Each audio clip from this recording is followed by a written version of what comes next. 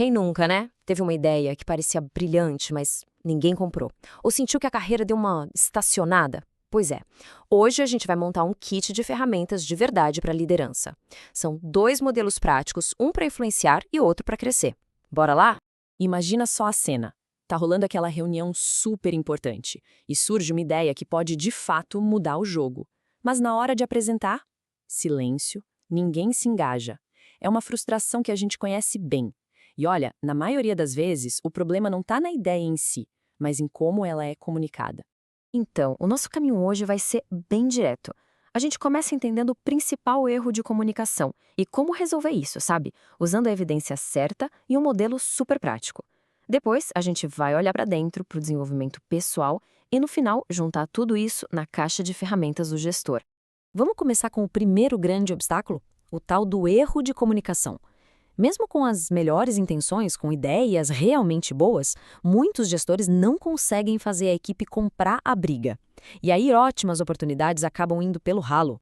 E aqui está a armadilha clássica. A gente se convence com um tipo de dado, com um argumento, e assume, quase que magicamente, que todo mundo vai se convencer da mesma forma. Isso leva a um erro bobo: usar sempre o mesmo tipo de argumento, sem sacar que cada pessoa tem uma chave diferente para ser persuadida.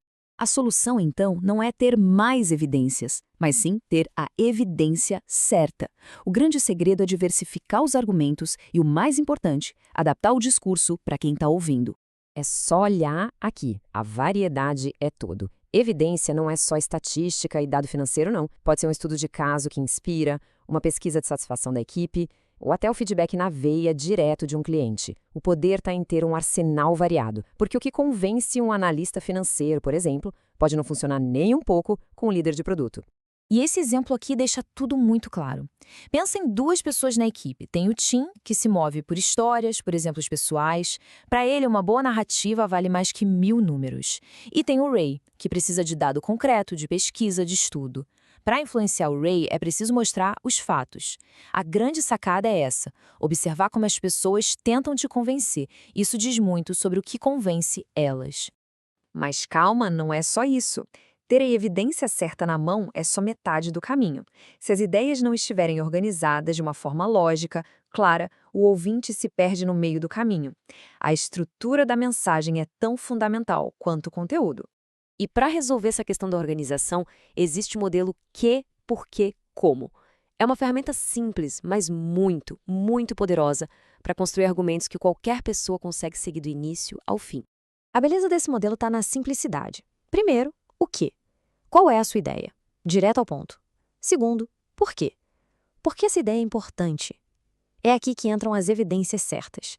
E terceiro, como? Como a gente vai fazer isso acontecer? É um roteiro fácil de lembrar, que funciona até numa conversa rápida de corredor, quando alguém pergunta: "E aí, qual a sua opinião sobre isso?" E olha, para essa etapa do porquê tem uma regra de ouro. Apresente as 3 melhores razões. Uma razão só parece meio frágil, sabe? 7 ou mais, aí já vira uma avalanche de informação e ninguém absorve nada. 3.